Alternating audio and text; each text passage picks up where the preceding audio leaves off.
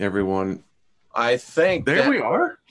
actually live. Sorry, ladies and gentlemen, had some technical snafus here at the last minute. I can't even use my regular audio, so I do apologize for a lower quality of audio this morning, but we're here at least. Wayne, how are you? I'm doing well. I'm doing well. How are you, Jeff? With all, except for all of these gremlins, I'm doing great. Well, where I can see the chat. Go ahead, my friend. Maybe there is a another shift taking place. It's not just us; it's everywhere. I've seen it's something funky is going on with the internet. It is. I mean, Zoom is acting very wonky, and of course, my soundboard was getting very wonky. But I have a question for you, Wayne, and I think you're one of the few people that knew this. But I'm going to throw out a curveball to you and try to get your feedback on this, because we never talk about anything weird on this show. No. God forbid. God forbid. So the plan was, I was supposed to today, November 11th, 2018, I was supposed to be married to Sandra Angelo today. Wow. Dresses were bought. In fact, this shirt that I'm wearing, I was supposed to be wearing on the beach in Miami Beach to partake in a wedding. So clothes were bought, a dress was bought, a justice of the peace, a vows were written, a hotel room was secured. So all of this stuff happened. But then, of course, since we're here talking, that didn't happen.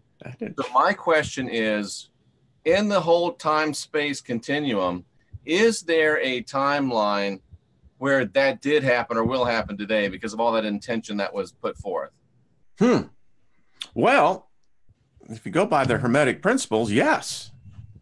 It started a course of action that thought within itself begins to build. It was Cinemax did a show on that, and I'm trying to think of the name. But what happened was, in our space-time continuum here, something happened. They don't know if we hit a part of space, but a separate reality broke off of our reality.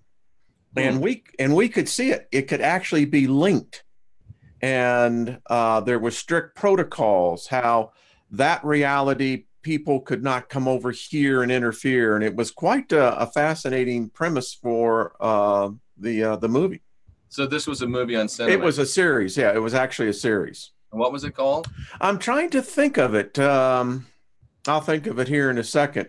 But it was a great, the guy who does the commercials in the State Farm commercials where he's walking through I guess it's the Museum of Accidents. Oh, yeah. I know that guy is. He played the major character in this. He was the key figure, and his wife in this reality was dying. And he was going to see, in a weird plot, to see if he could exchange her for that one there. It was bizarre. Interesting. So the question that comes to my mind then is, I don't know, every time we have a thought, does it create a timeline? I don't know. But the question would be, how much thought and intention do you have to put into something in order for a timeline to be created? I think in there you have identified the paradox. We only think in a line. We think in a linear fashion that time is either forward, backwards, or present at the moment. However, I contend, and I did a show on this last week on my program, we say we're three-dimensional beings. So are you telling me the XYZ axis wouldn't work in time as well? You lost me there. Elucidate a little bit. All right. So when you plot a course in navigation, you use a XYZ axis. Right. It allows you. Okay. Take that same principle and apply time to it. Also, there's got to be another point. There would be an XYZ axis on time as well. And we only think in X and Y as far as time. We're just thinking A to B. Yeah. So where is that other, let's say the Y coordinate for time? Well, I think you have to find where your 0 point is. Yeah. And listen, I think that that kind of contends in what we are. If we're a triunion being, meaning spirit, soul, body, why would we then differ each time in a different plane of reality? That's a good question too. And have you ever met someone that reminded you very strongly of someone, but you didn't know who that someone was? And is it possible they reminded you of themselves in another reality? Yeah, it's there are, so I've been doing a lot of reading this week and it's been fabulous. So there are, before the effect hit us, there are records that distinctly show back in 1997 that, because something happened in 2000, I don't know when it was, 2005, 2010, something happened, we shifted. But it was contended that Earth, our solar system, our star, our sun, was in fact in the Sagittarius arm of the Milky Way, but on the outside of the Milky Way.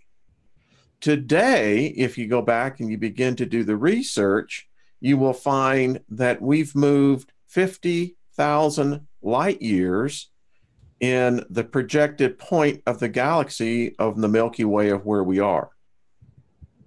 So that could be suggesting that if we're dealing, for instance, in wormholes, temporal anomalies, distillation of time, is in fact the looking glass device out at area S4, does it really exist? Well, you know, all these things are suggesting that we're not in the same reality that you and I were when we were growing up.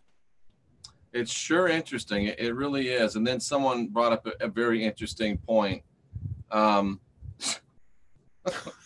you see that? Robert. I saw that. Robert in the chat room says that his third wife looked just like his first wife. He had to hide the pictures. Laugh out loud. And I don't mean to be crass, but were both of them still alive? Mm. And what was I going to say about? I forgot what I was going to say. Timelines and realities. Yeah. You know, I contend that we have shifted. There has something fundamentally is different, Jeff. I was reading and this thought hit me. Okay, I have been debating on my channel the number of people on reincarnation. That's what this question I have is about. Okay, go ahead. Can you remember it? Go ahead. Someone asked in the chat room, do we somehow misunderstand reincarnation and it's really just flopping in between timelines? Well, I think that there may be a correlation in what I had wrote. So I was reading, and all of a sudden, boy, this hit me, and I had to get up and write it. Of course, Lynn knows exactly what's happening. All right. Those who believe in reincarnation, Hindus, Buddhism, etc., I mean, even in Christianity, it is implied that reincarnation exists.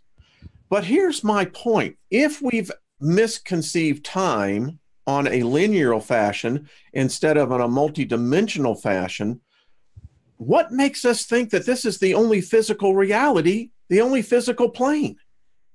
Wow. I contend, sir, that there is an infinite amount of physical planes.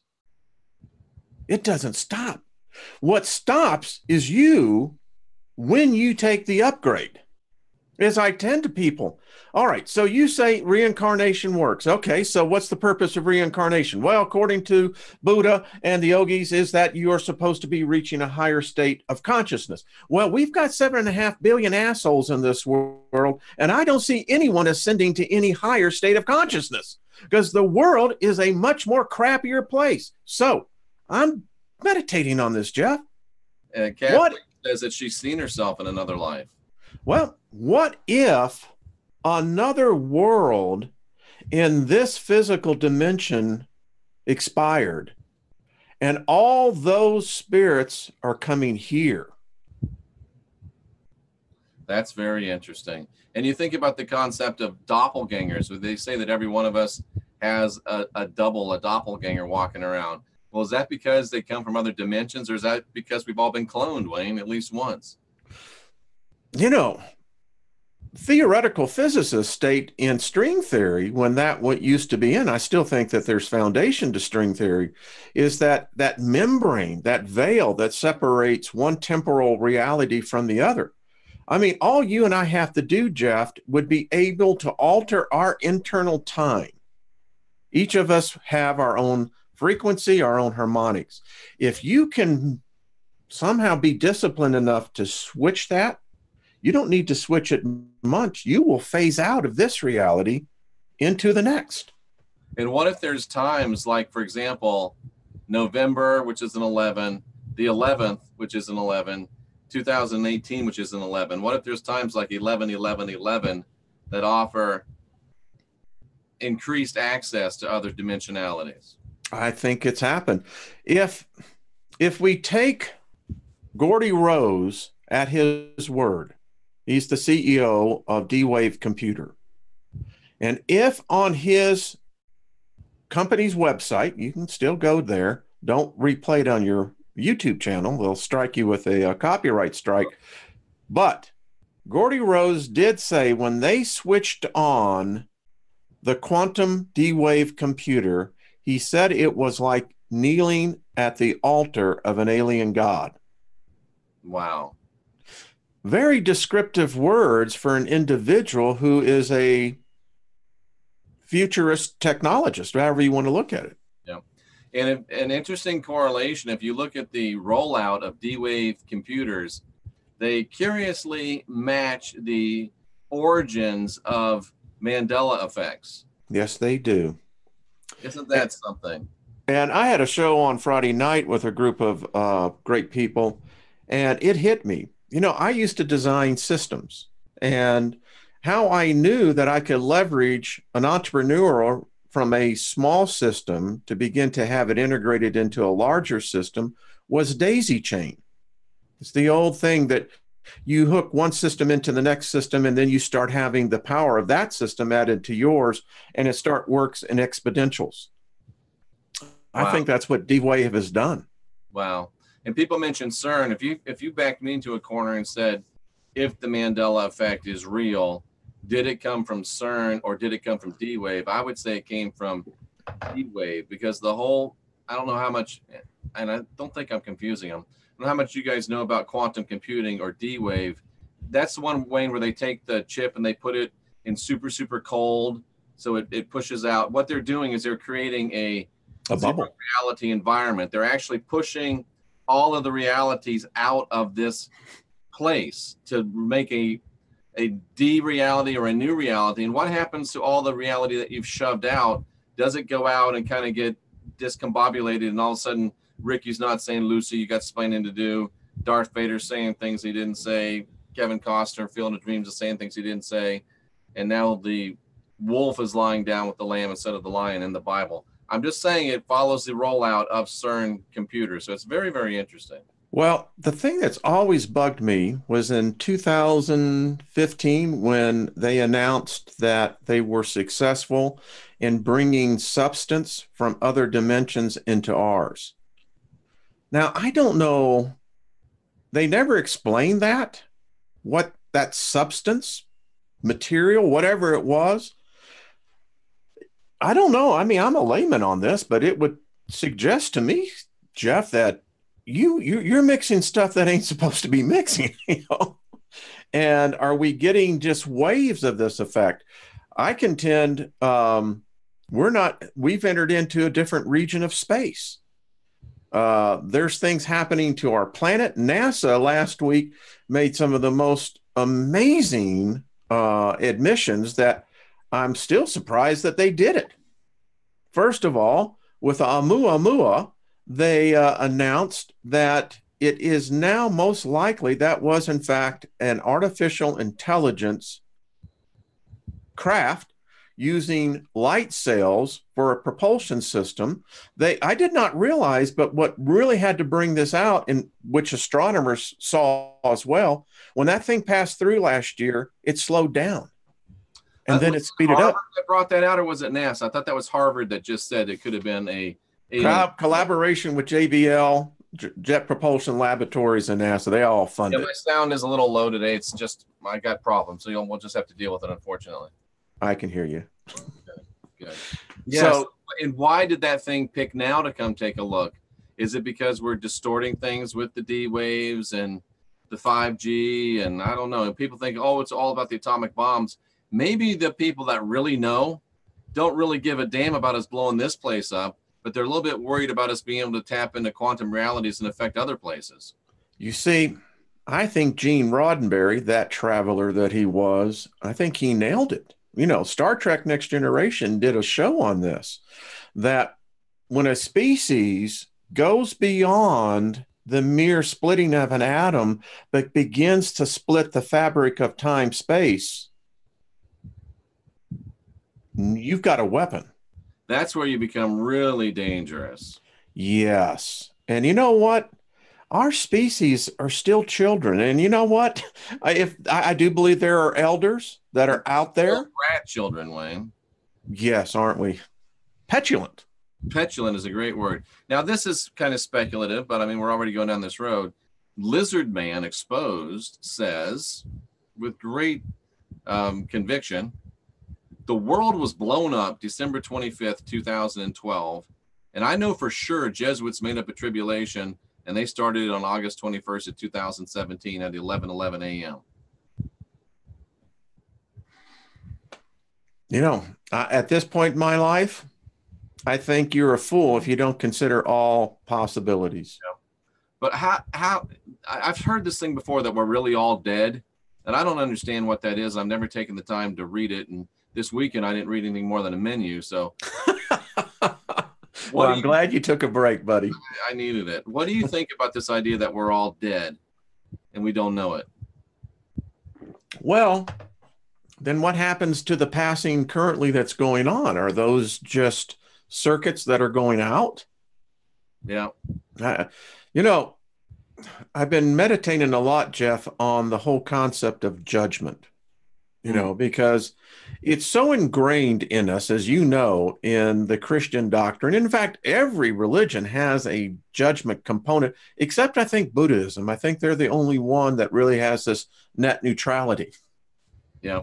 Which I kind of dig, you know, it's like, yeah, I when you look into it. But absolutely. What's that, buddy? I just said absolutely. Yeah. So here's the thing that I've been asking, Jeff. All right. If I was to follow the Judeo values, Christian values that were taught to me, that you die, if you didn't accept Jesus, then there's no propitiation for sin. Thus, you're going to have to go to the full judgment, and you go before God or the great white throne judgment, and there's an angel there that begins to list all of your sins, all your bad deeds. Okay, in justice, the whole foundation of justice is that the justice has to be what they call equal. Right. Neutral. You can't see. That's why justice is blind. But here's the problem.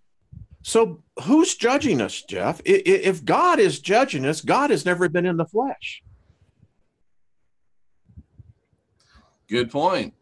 So how could he judge me on anything that I have ever done in the flesh when he himself would be disqualified from judging me because he could not be equal with me? But you know, Wayne, you're going to get Christians out there to say that, but Jesus came in the flesh, hallelujah, so he can, glory to God, judge you. Yeah, well, he was an alien hybrid, if you believe the story. That semen did not come from a human being, did not come from a male with an XYZ chromosome. It came from an alien extraterrestrial deity that I contend raped a 12-year-old. Yep. A sermon on semen, only here on your normal. There we go. Well, you know, those seamen, they're hardy folks. They swim the seas. Wayne, I actually went on Coast to Coast AM and said that Yahweh raped a 12-year-old girl and produced Jesus. Did you really? I got a few emails about that. You're on a list, buddy. But the crazy thing is they've had me back 6 times since then. So I don't know. I guess controversy does sell a little bit. Well, you obviously, how shall we say, pissed off somebody. I guess so. But Wayne, that's so true. question. Somebody said something to me this weekend that I found fascinating, and I didn't really think about it. And then I started thinking about it, and I thought, maybe. You have been a long-time sky watcher, and you're about my age. Wayne, are the clouds lower in the sky than they used to be? Yes, sir. I did a video, sir, in 2016 that actually brought the article out from Popular Mechanics and Popular Science that actually documented the fact that, in fact, it's not only lowering, but now we've identified, I think Trish G, who was trained in the military, I think 8 or 9 new cloud classifications. Well, it was the British military, but we'll still accept military. Well, I'll tell you what, she looked mighty fine in that uniform, Trisha. Trisha G is Great girl. Yeah, and when we were kids, there was, what was it? There was Nimbus and Cumulus, and yeah, there was like 5 kinds. Yeah. Now there's these different kind of clouds. And how do you start inventing new clouds? I mean, how long has there been those regular clouds, and all of a sudden there's new clouds? Okay, this is going to sound strange, but it goes with the theory that now it's going to sound strange. Yeah, now is it strange? When do we pass that threshold? But it goes with the hypothesis that the Earth is expanding. Because as it would expand, the atmosphere would begin to expand with it, and thus it would begin a compression. So the Earth is getting bigger, you're saying? There's a lot of evidence that that's exactly what's taking place. Robert, who is in this business and knows what he's talking about, says that nuclear energy, according to folks in the business, has introduced us to alien technology. And we didn't develop this using slide rules back in the 50s. It was given to us. And Robert says it's not to our benefit. No, I think. So, can we go back to the clouds for a minute before we go to that? Yeah. What would make the clouds be lower in the sky? I don't get it. Well, I think there's several things happening, Jeff. Number one, if you could see that there has to be a force that would begin to lower, because either two things are happening. Clouds are very heavy. People don't think about that, but they're made of water. Right. And if you were to weigh the average cloud, it's into the billions of metric tons of water. And so imagine if something's happening where particles are getting heavier. I think that what we're seeing is that this is a byproduct of the intensity of cosmic rays hitting the ionosphere, which is then, as we know, where the gamma rays come in, they hit our upper ionosphere, they hit particles, and then there is the diffusion of the intensity of what we call the radiation. With the intensity of cosmic rays, the weakening of the sun, I think this is all having a role in that.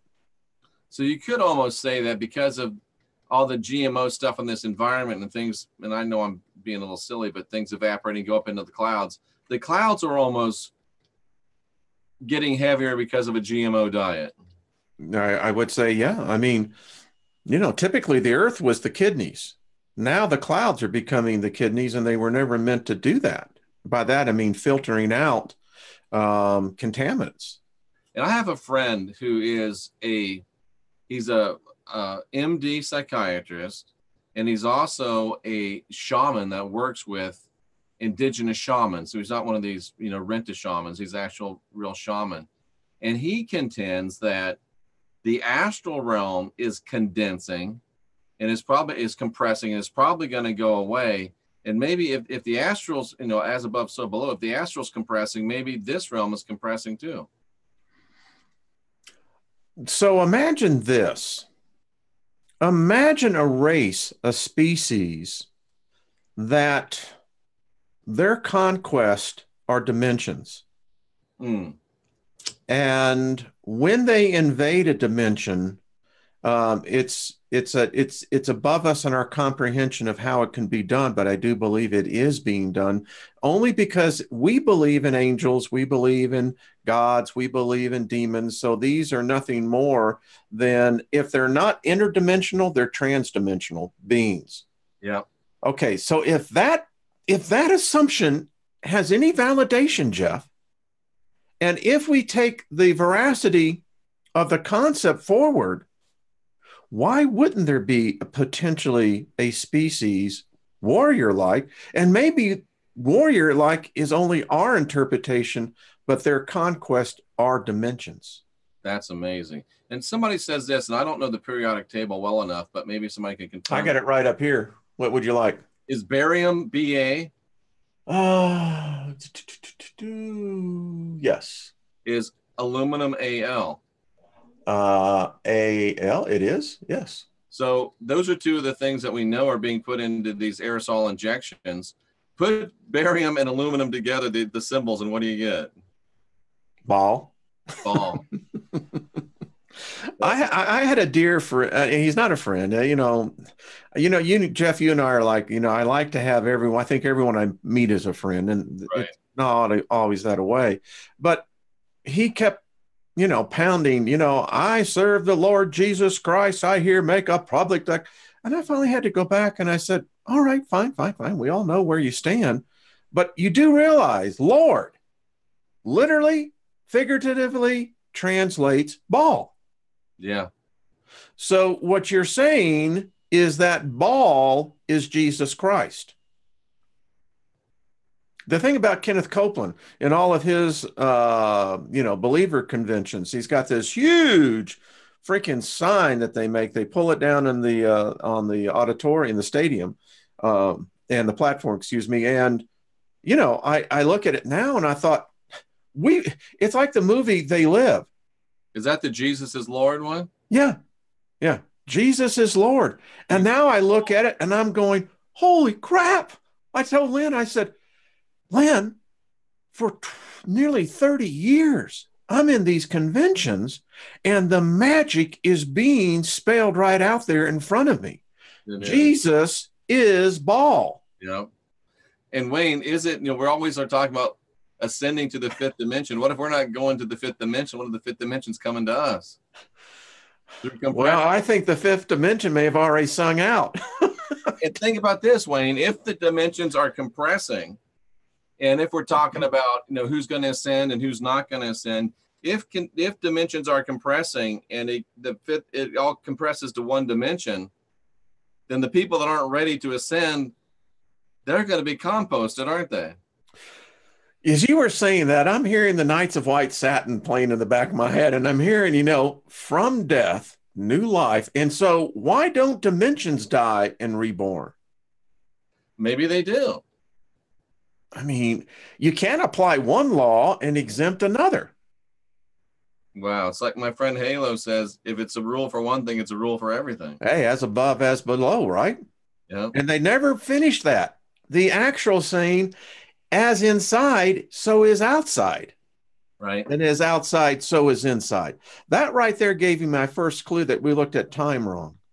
Because that formula gives me an XYZ axis. It does, doesn't it? It does, doesn't it? Wow. This is some crazy stuff.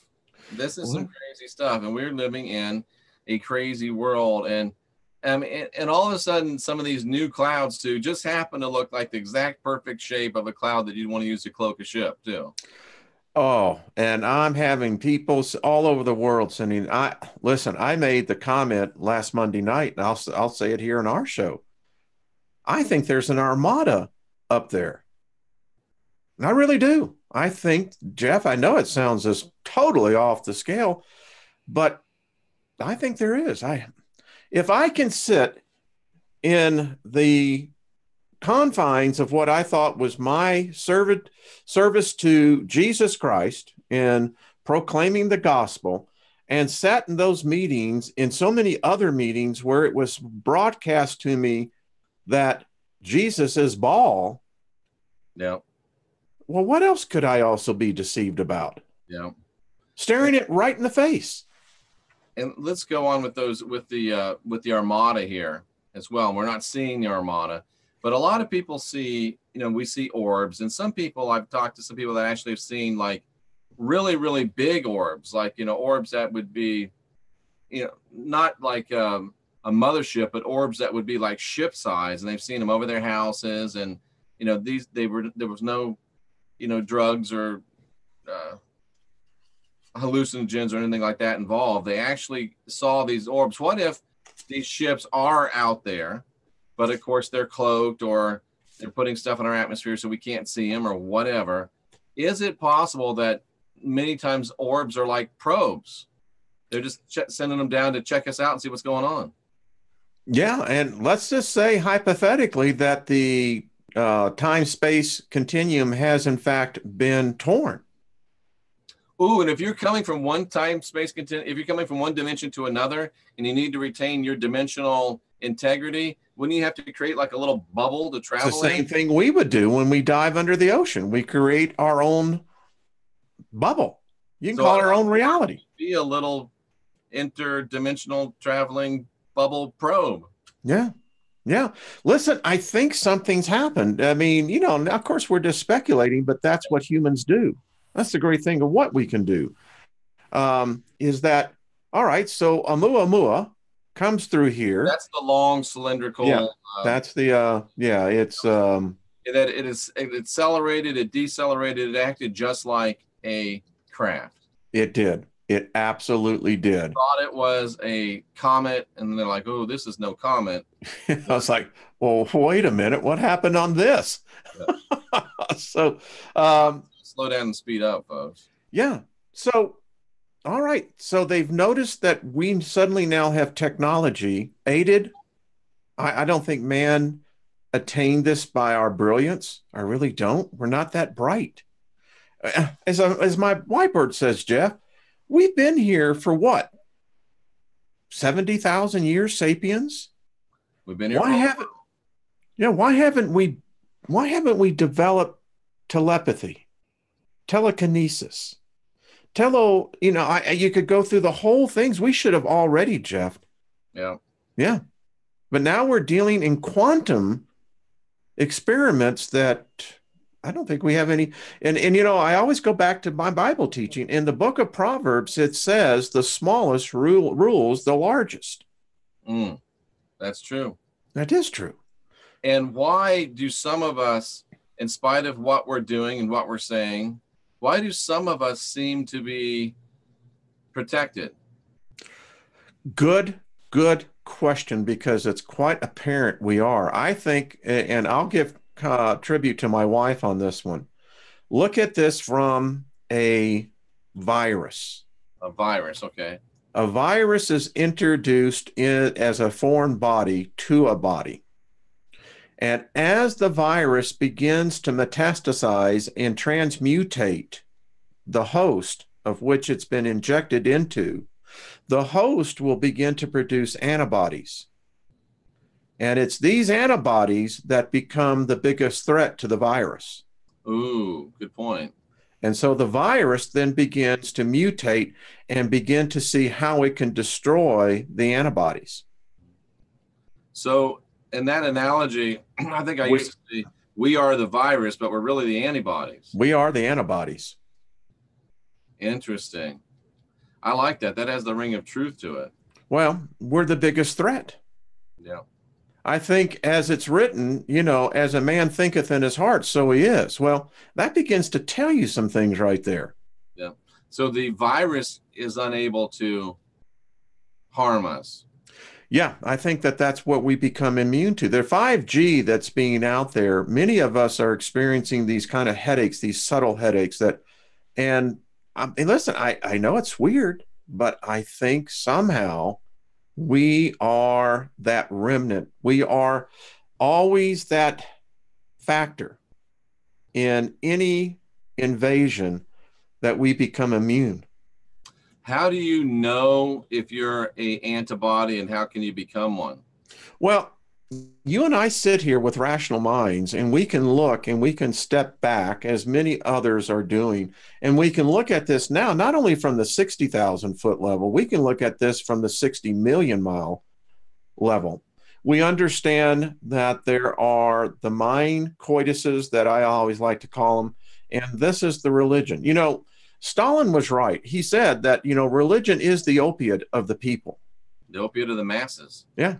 And we see it play out.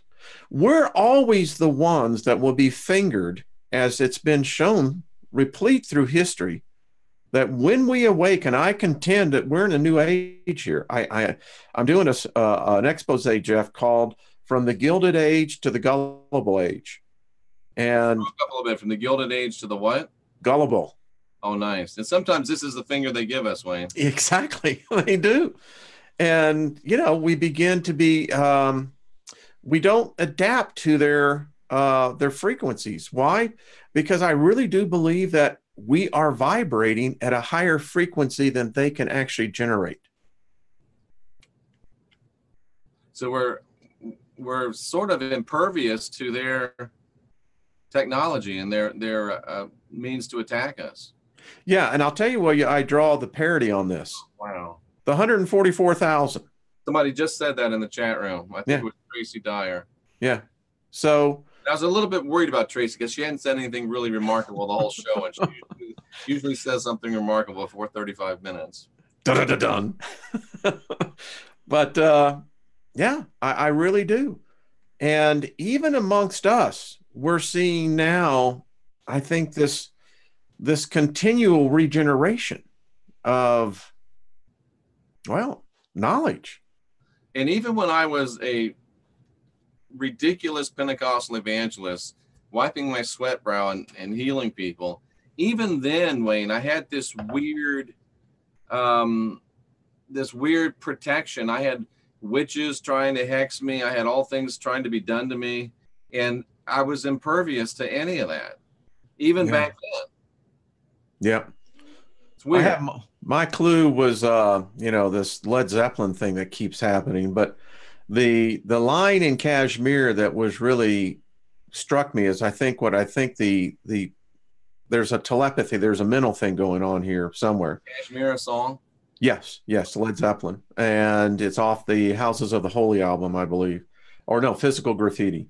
And it says, I am a traveler of both time and space. Ooh. And all shall be revealed. Kathleen Sharp is just quoting that. Yes.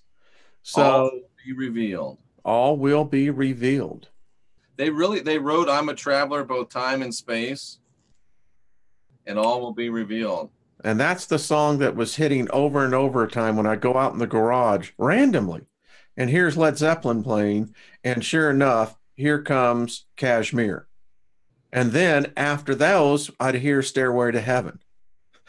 So, the thing about the band Led Zeppelin, they are, they worship Saturn. I get a few emails about Wayne is so wrong, and you should tell him he's wrong because Jimmy Page was a Satanist, horrible person. There's no way Led Zeppelin could have been putting out anything good or helpful or useful. Yeah, well, show me Satan. Yeah, and I just hit delete. It's like, folks, if you believe in those things, then they'll manifest for you. And I don't argue with people anymore. They come back and say Satanists, Luciferians, and I'm going, it's just a different degree of light. It's no different than a Christian sitting in a church than if you're saying some cat's worshiping a goat. Yeah. I mean, what's the difference? Somebody said, are the 7 principles our armor? I thought that was rather profound. What? Who said that? T. Peters. Way to go. High five, buddy. You know what, Jeff? We need to start getting a pool where we can buy some coffee carts because something to give out. Yeah. Because bingo, you just hit that exactly. Because Jeff, I did a study. Isn't this paradoxical as well? I did a study on Ephesians 6:12. Where Paul lists out the hierarchy of the kingdoms. Yep. And then he goes on with that strangest thing. It's principalities and powers and rulers. The master spirits of the current darkness of the age. Yep. Which kind of leads into me, the whole thing, is this an invasion of a dimensional being? Ooh. But then he goes on and he talks about the armor of God. Now, if you pull out the God reference and simply read what he said, what the armor is, holy crapola, folks. I'm not getting it. Uh, So shod your feet with the preparation of the gospel. yeah. Gird your loins with truth. Take up the shield of faith. Have the sword of the Spirit. Helmet of salvation. Was there 5 or was I think there are 5. You just hit the whole thing right there, Jeff, because now if you take that, and this is what I did. Breastplate of righteousness. Did I forget that one? There might be 7. I can't only 5 came. So it says, therefore, put on the complete armor. So I'm just going to read you taking out the religious, that you may be able to resist and stand your ground on the day of danger, having done all that the crisis demands to stand firm in your place. Stand therefore, since you have tightened the belt of truth around your loins, have put on the breastplate of integrity and moral rectitude, and thus far are the right standing of a God. And having shod your feet in preparation to face the enemy with the firm-footed stability, the promptness, the readiness to produce the good news. Huh. Why can't I figure? I'm going to look in. Yeah, this is the Amplified. And all I did was just take out the reference to, the Hebraic or Judaic, or as I try to write to this one guy today, I said, Christianity is a made-up religion, right? They had to steal a god in order to have a god, and then they had to steal a culture in order to build their religion on. And he wrote back, he said, how can you blaspheme God that way? I said, well, buddy, wait a minute. Is God a Christian? Yes or no? Because he was the Jewish God. Did he have a conversion? Look at Jeff. He's counting. You could say there were 7 of them. 7. Yeah. Yeah. If you include the prayer and the sword of the Spirit. Yes. So there'd be 7. So there are 7 hermetic principles. So T. Peter's analogy plays. And you have 7 hierarchies. Yeah. Wow. So 1 for each of them. Yes. So now the point is to figure out which hierarchy do you use which armor against. Well, I had a delightful phone call with a person, and, she was saying that you finally got me thinking. She said, I went back and fact-checked you guys. She said, you're right. There's 3 different places in the Christian Bible that says you are gods. Oh, of course there are. She says, you're not lying about that. Of course we're not. And she says, so how does a god sin? Ooh, that's a good one. How does a god sin? I'm trying to get this thing, folks. I don't know. You're the Pentecostal evangelist. Tell us. Excuse me, but what does God need with a starship? Exactly. It's the same thing. And then it's so beautiful. That scene continues, and the God says to Kirk, the God says to one of the other people standing there, goes, who is this being? And Kirk's like, who am I? Aren't you God? Don't you know? And it's just the whole thing's unraveling. And we don't listen to this stuff. And then later on in that same movie, Spock and McCoy are looking out at this planet saying, we're just speculating, where is God? And Kirk again walks up and says, well, what if God's not out there, gentlemen? What if he's right here in the human heart? Bingo. Yeah. They're telling us all. They're trying to tell us, and we just don't want to listen. And I have to say, the lady that said that says, well, then how does a God sin? The God doesn't. God, apparently they can't. Yeah. Well, if we're gods, then what the hell are we doing in this whole proselytization? One faith says that you have 70 virgins, if you meet the quota. That would be hell for me.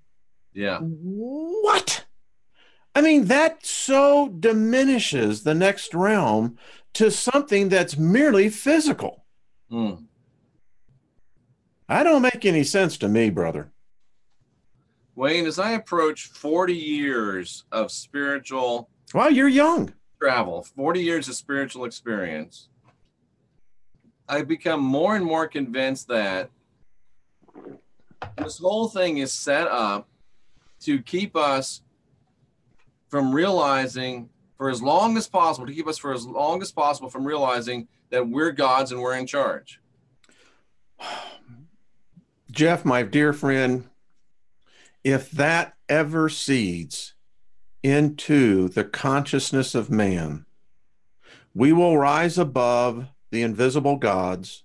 We will rise above our ignorance and begin to take our place at the table. Absolutely.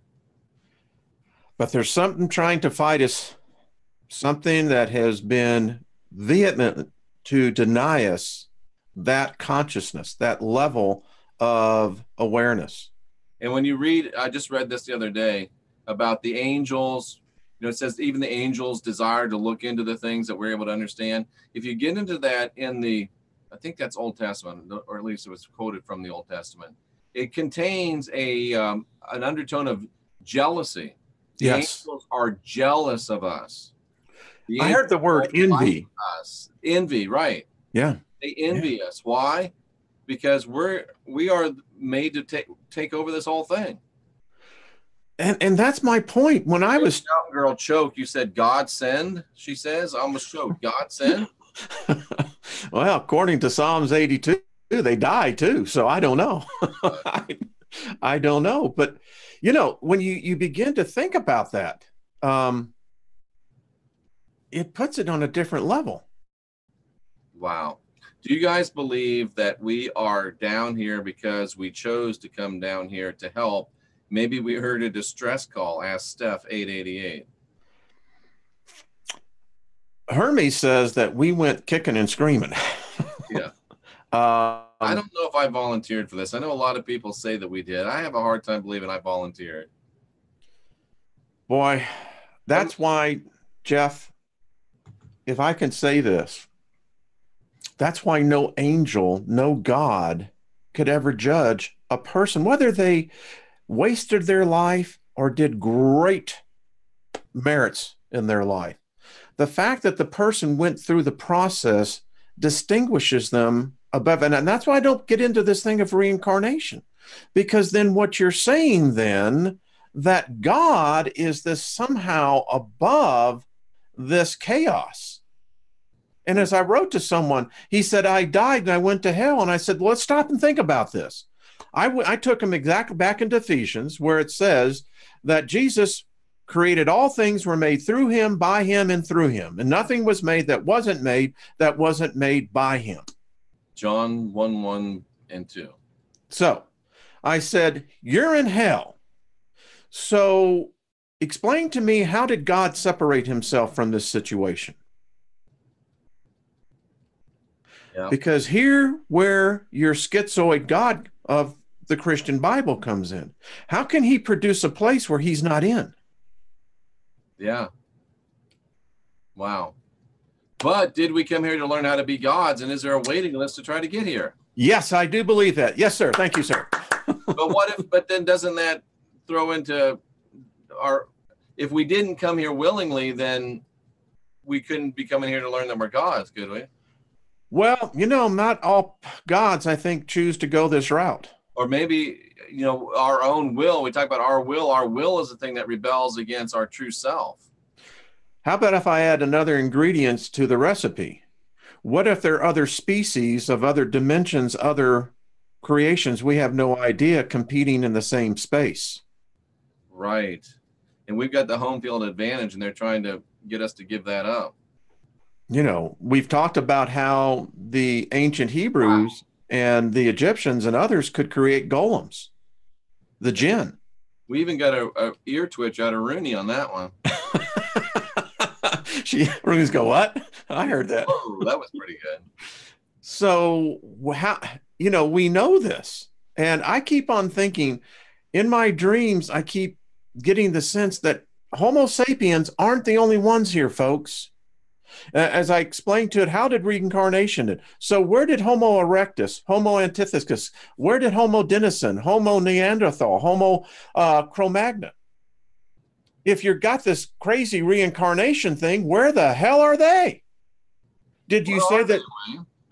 Well, that's why I don't believe in reincarnation, because how are you saying that you've got another species of man that suddenly is going to morph into the next version of man?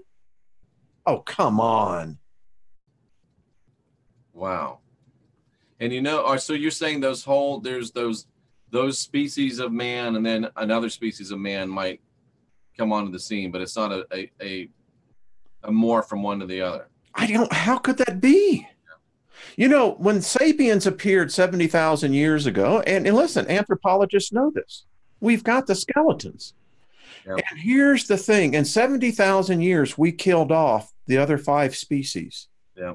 And the current people don't really understand this because, people aren't going to college and usually don't take that much time to think. But the idea of gradualism is no longer the belief of evolutionary thought. They don't think a mouse sprouts some wing buds. No. And it's called punctuated equilibrium is now the current thought, which means that a species will die out and then a new one will appear.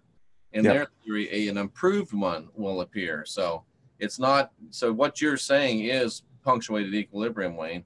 And yes, sir. This question: either we agree to come here. Oh, I like this.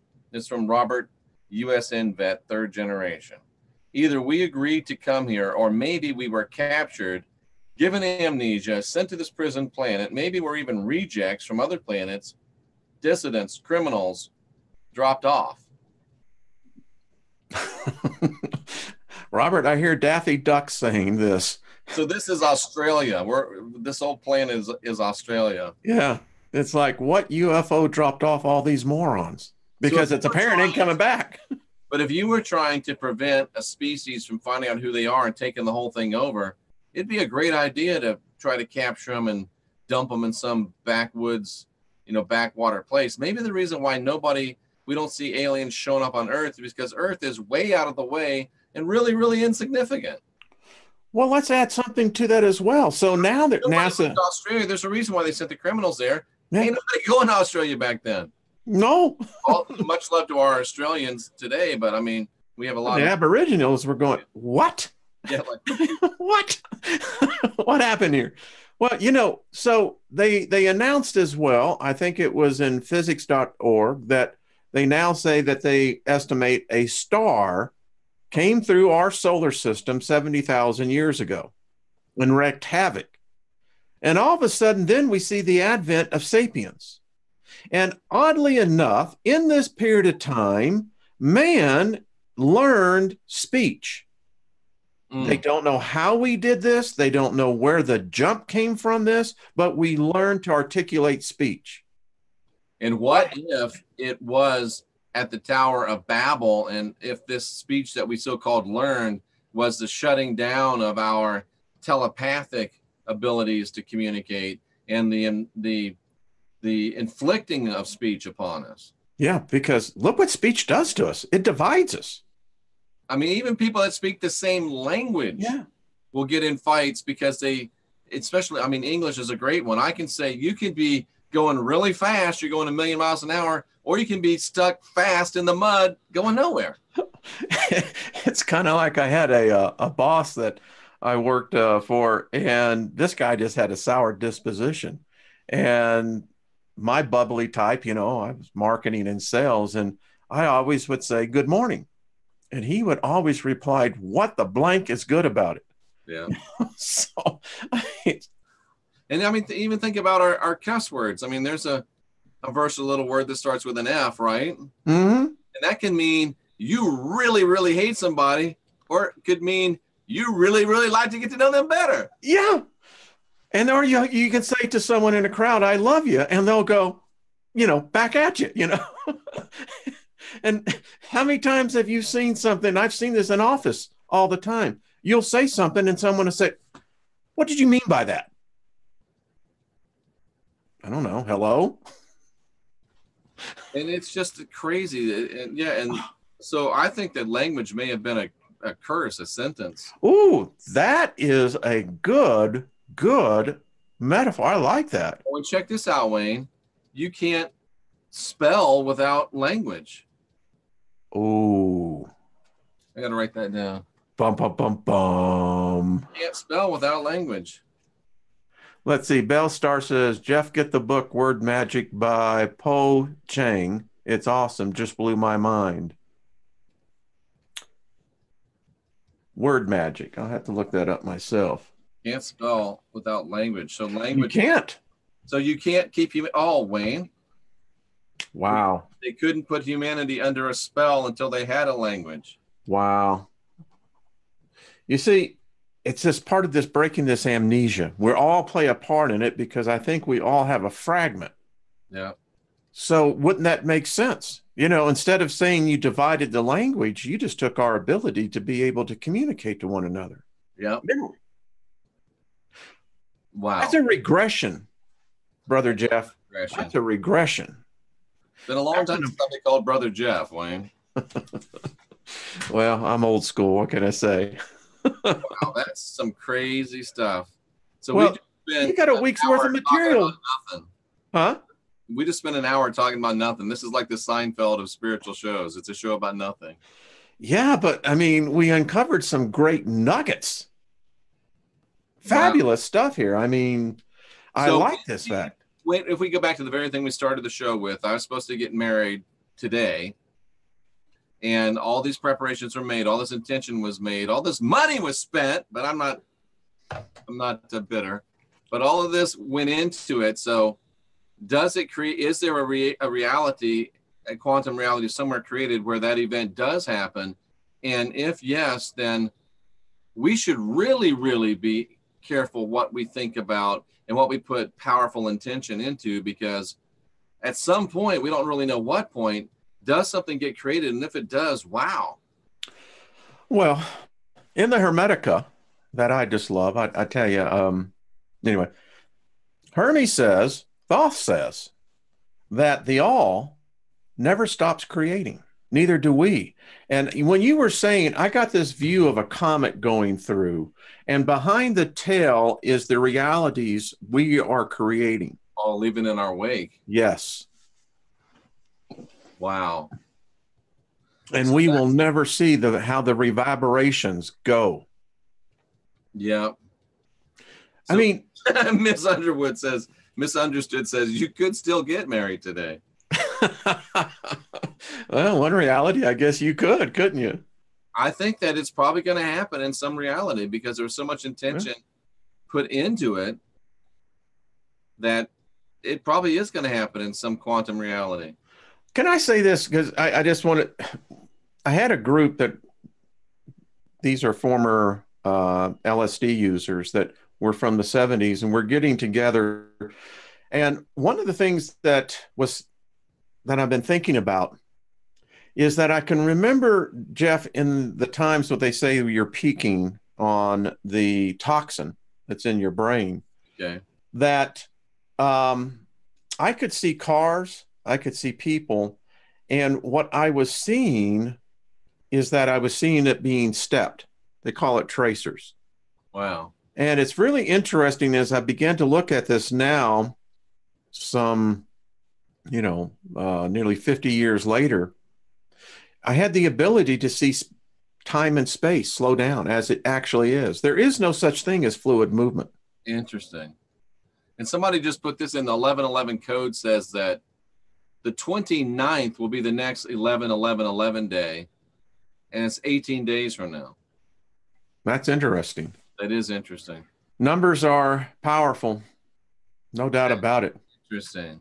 So time, space. Jeff, think about this week not on a linear plane, but do XYZ, and you begin to really see where the potential of time. I can't even find theoretical physicists yet that would begin to approach on that.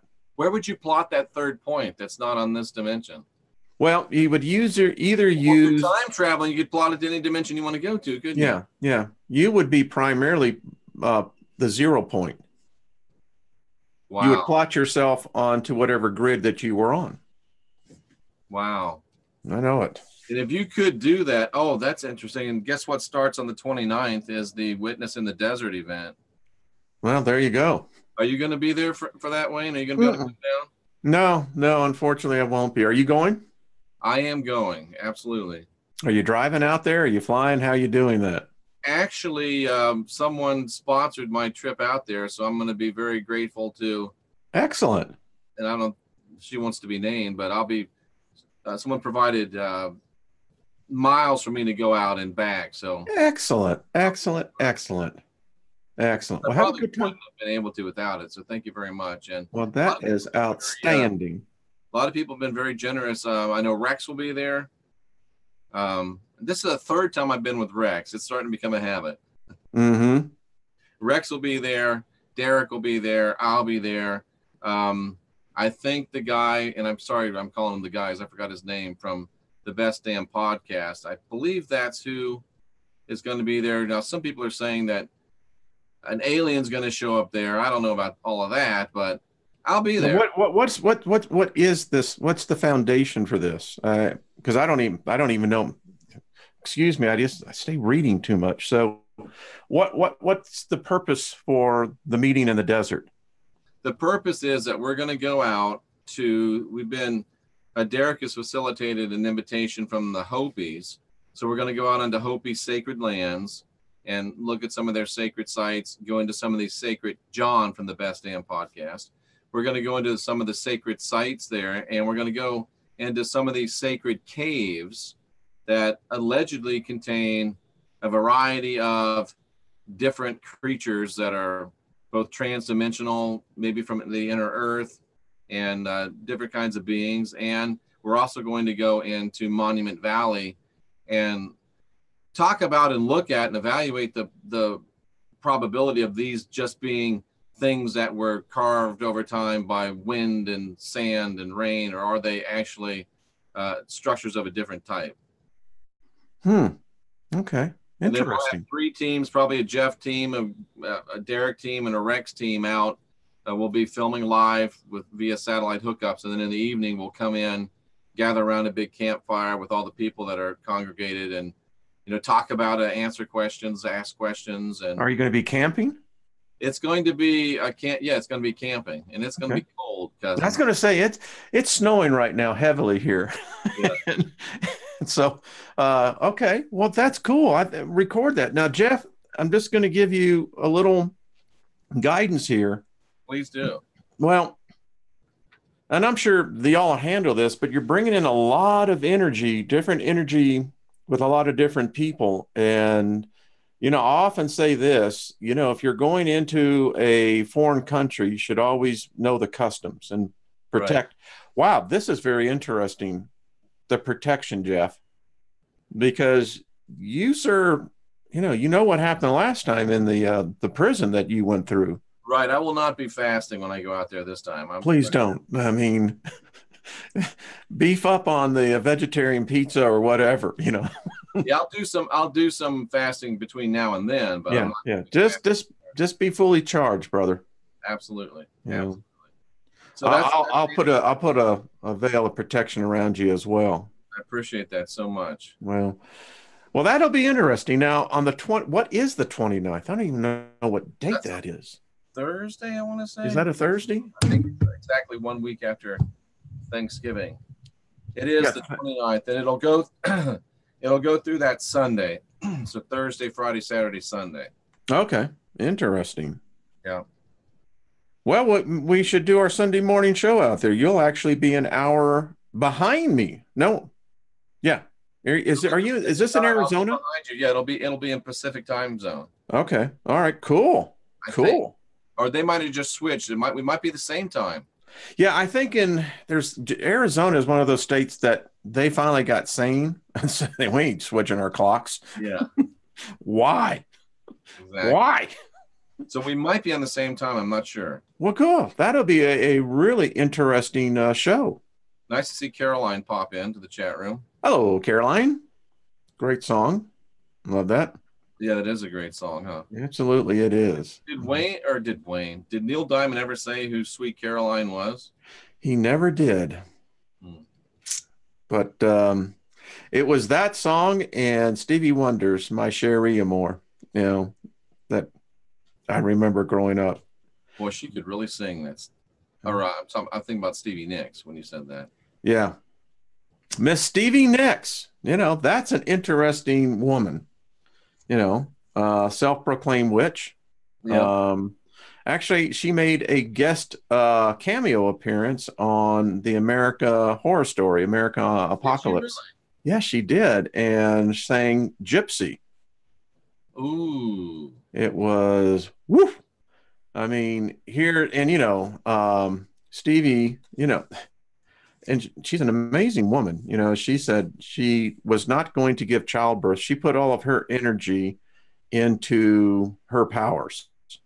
That's very interesting. And Wayne, just to kind of close it out, you mentioned gypsies.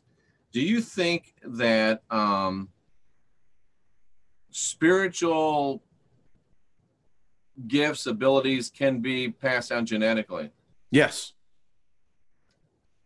Jeff, you'll be happy to know this, and tell Jay the same thing. I just got my full physical, blood work, everything else. I got the blood of a 42-year-old, Nice. is what they said. But here's the other thing. I finally found out what blood type I am. O negative. So go figure that. Blood type, huh? RH negative. Yeah, O negative. So I can give blood to anyone and everyone. Everyone can. So anyone. Yeah. I think Jay's coming out to the desert too for a day or two. Well, now that would be cool. Yeah. Yeah. Well, I think it's going to be an interesting mixture. Well, I'm sure you're going to be doing enough live streaming and what have you. And who knows, with everything that's going on, maybe there will be a ship that will literally land. I think that there is a breakout coming, as Thin Lizzy would say. There is a breakout. We'll be there. Well, I'm happy for you. We'll keep you in the loop. And I think I'm not speaking out of turn that if you did have a change of heart and wanted to come down, we probably could find a place for you for sure. Okay. Today is the 11th. Today is the 11th. 11/11. 1, 2, 3 Sundays from now, we'll be in the midst of it, right? I think so. 2 Sundays from now, my bad. Yeah. 2 Sundays plus a few days. Well, I'm glad you're flying out there. That would be a hell of a drive, though. Although it would be interesting. Drive out there. I could see Jeff. Now, are you going to be on this week, buddy? Yes, I just I was off Thursday, Friday, Saturday, and we were going to do the Rapscallion show, but Scotty didn't have any internet connectivity, so I really just took off Friday and Saturday, and then today we're back, and I'll be back with some more podcast excellence as well today. Neil Simon said during a appearance on Today that the song was about his wife at the time, whose name was Marcia, but he couldn't get anything to rhyme with Marcia. That doesn't surprise me. Does not surprise me. True or not, it's a good story. I like that story. Songs are always best when they have the stories behind them. Yeah, and Seven Serpents says that his blood type is coffee. That means you can take all kinds, right? Yeah. I love that. Speaking of, just about singers and stuff, I'm almost 100% positive that this New Year's Eve, I'm going to be in Nashville, and we're going to be able to be backstage guest of Keith Urban. He has a great concert that he does there every New Year's. And, we take sometimes a dim view of these Hollywood types and these celebrity types, but, watching a couple of videos of Keith Urban and seeing, that Nicole was there, his wife, Nicole Kidman, and, whatever they are, whatever they do, that woman is in love with that man for sure. And it's really nice to see. And I saw him the other day. He was on his tour and he went in and was singing a song to a terribly ill young lady that's, on door's death. So I think those are probably two pretty good people in the midst of all of everything. So it's nice to catch some people doing things right every now and then instead of catching them doing things wrong. And I hope to have the chance to tell that to Nicole personally. Good deal. I lived in Nashville for 2 years. That was my sales, working right there on 16th and 17th Avenue. Yeah. Had some great times. Great time. Of course, it's grown up a little bit since then. Yeah, absolutely. As everything has. Absolutely. All right, my friend. This has been great. I love time goes by quickly. You know what the slider phenomenon is? Yeah, that was the show where they, I think, were actually opened. Oh, they slide through time. Yeah, Mhm, yeah. yeah, That someone said we yeah, should talk about that. That'd be interesting. yeah. I think we're already there. I think we are too. Yeah, I just Caroline it's. says Keith and Nicole have been through a lot, and they seem like they're the real deal. I would Hey, concur listen, with that. Charlie Rich said it best. No one knows what goes on behind closed That's doors. right. No one knows. That was a great song. It was a great song. He's now out there on his next journey, but that was a great song. So now he does know what goes on behind. Yes, he does. I guess that's why I keep on thinking, there's not a lot of spirits that I know that actually come and manifest, but it's like, well, why would you want to stay around here unless you've got a case of voyeurism? Yeah, it's true. It's a big universe. Go check it out. I just thought of something, Jeff. What'd you think of, Wayne? It's only the perverts that stay behind. That could be. That could be. Uh, okay, that was just Kathy a said I'm joke. going to Elvis's house if I go to Tennessee. Memphis is a long way from Tennessee. A long ways. Hours, but And that is like sorry, I've done that right down, what is it? 40 goes west. Yeah. and I don't want to be critical of Memphis, but if they ever have a tornado go through there, it'll probably do a couple $1 million worth of improvements. I've stayed at the Peabody. Everyone talks about the Oh, yeah. Peabody. And I thought the ducks were very amusing. The great thing about staying at the Peabody is this: you can literally walk across the street, go down that dark alley to Rendezvous, one of the best rib places there in Memphis. I've been there to both of them. I Yeah. made the one, Wayne. There you go. Yeah. So, yeah. All right, ladies and gentlemen, we appreciate you being here this morning. We spiraled a little bit at the end, but for the most part, we were on point. Listen, it's that time of the show. It is. And now it's that wonderful time that we like to call breakfast time, where Wayne gets a nice home-cooked breakfast by his wife, and I get to go to the restaurant down the street for someone that doesn't even know me that's going to cook something for me. Jeff, things are going to be changing for you. Oh, things are already changing, Wayne. It's I know it. a good day to be alive. It really is. It is. I don't think you'll ever have. Anyway, we'll just continue on. I am in it. It's a great place. It is. I'm looking forward to seeing your shows and continue to carry on, my friend. It's always good to see you. Absolutely. And if you create some timelines, make sure you're creating positive timelines, right? Ooh, boy, spot on, my friend. All right, my friend. Have a great day. Nice to right. see all of you in the chat room. We love and appreciate every one of you. And we Bye-bye, folks. will be back. Wayne will be doing a lot of work over on the Wayne Steiger channel, our Wayne Steiger. Make sure that you subscribe and keep an eye out for us today as well. Take care. Bye-bye.